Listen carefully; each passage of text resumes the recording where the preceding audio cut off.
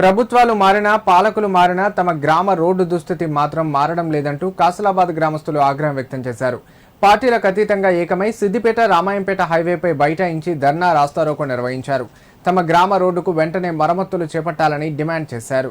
సిద్దిపేట జిల్లా దుబ్బాక మండలం హబ్సీపూర్ శివార్లోని కాసలాబాద్ రోడ్డు వద్ద ఆందోళన చేపట్టారు. మిరుదొడ్డి మండలం కాసలాబాద్ నుంచి హబ్సీపూర్ వెళ్లే రహదారి గుంతలమయంగా మారి అధ్వానంగా తయారైందని గ్రామస్తులు ఆవేదన వ్యక్తం చేశారు. రోడ్డు మరమ్మతులు చేపట్టాలని పలుమార్లు అధికారులు, ప్రజాప్రతినిధులు, నాయకులకు విన్నవించినా పట్టించుకోకపోవడం దారుణమన్నారు.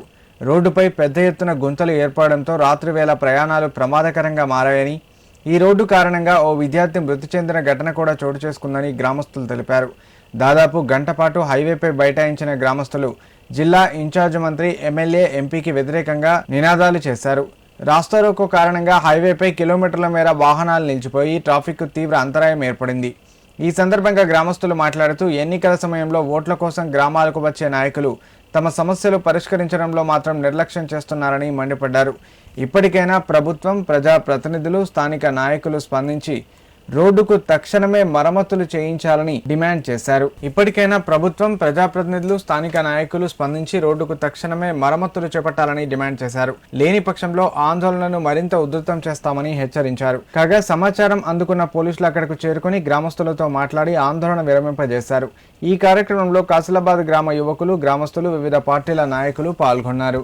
గత 15-20 సంవత్సరాల నుంచి మా రోడ్డు వేసిన వాళ్ళు లేరు.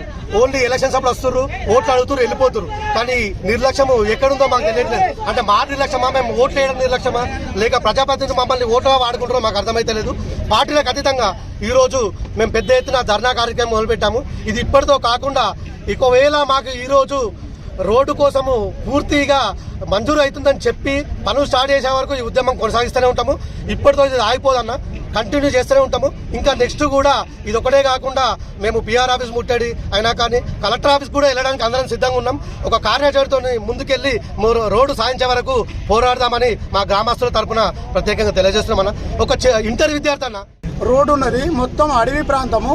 ఈ అడవి ప్రాంతంలో అనేక జంతువులు ఉన్నాయి. నడిచిపోదామంటే బైకుల మీద అంటే అడవి పందులు, జిట్టపులులు అనేకం ఉన్నాయి. దాని వలన బారిన వాడిన ఎంతో మంది ఉన్నారు. కాబట్టి ప్రభుత్వం మంజూరు చేసి డబ్బులు లేక నిర్లక్ష్యం చేస్తుంది. అనేక మంది కాళ్ళు చేతులు ఇరిగినాయి. మల్లన్న సాగర్ పేరు మీద అనేక టిప్పర్లు, వేల లక్షల టిప్పర్లు పోతరెడ్డి నుంచి దుబ్బాక చెరువు నుంచి, పోతరెడ్డి చెరువు నుంచి, మా ఊరు నుంచి మొత్తం డ్యామేజ్ చేసి నుంచి ఎన్నికల సమయంలో అటు రఘునందన్ రావు కానీ, ఇటు కొత్త ప్రభాకర్ రెడ్డి కానీ, అటు మేము రోడ్డు వేయిస్తామని చెప్పి ఎలక్షన్లలో ఓట్లు వేయించుకొని వాళ్ళు ఎలక్షన్లు అయిపోయిన తర్వాత ఈ రోడ్డును నిర్లక్ష్యం చేశారు. ఎందుకంటే 2 సార్ల కాసలాబాద్ నుంచి హబ్సీపూర్ వరకు, అదేవిధంగా చిట్టాపూర్ కమాన్ నుంచి మిడిదొడ్డి వరకు రోడ్డు 2 సార్ల శాంక్షన్ అయింది. మరి ఈ ప్రభుత్వం ఏదైతే ఉన్నదో కాంట్రాక్టర్లకు డబ్బులు ఇవ్వకుండా, బిల్లులు ఇవ్వకుండా చేస్తున్నటువంటి నిర్లక్ష్యంతో దాదాపు 2 సంవత్సరాలుగా ఈ రోడ్డు శాంక్షన్ అయినప్పటికీ కాంట్రాక్టర్లు ముంగటికి వస్తలేరు. కాంట్రాక్టర్లు ముంగటికి రాకపోవడానికి బలమైన కారణం ఏంటంటే కాంట్రాక్టర్లకు ఈ ప్రభుత్వాలు బిల్లులు ఇవ్వకుండా వాళ్ళను ఆపుతుంది. కాబట్టి ఇక్కడ ఉన్నటువంటి మా రోడ్డు మరమ్మత్తు అయితలేదు. మరి ఇవాళ ప్రభుత్వాలు, ఏ ప్రభుత్వమైనా ఈ చిన్న సంక్షేమ పథకాల పేరు మీద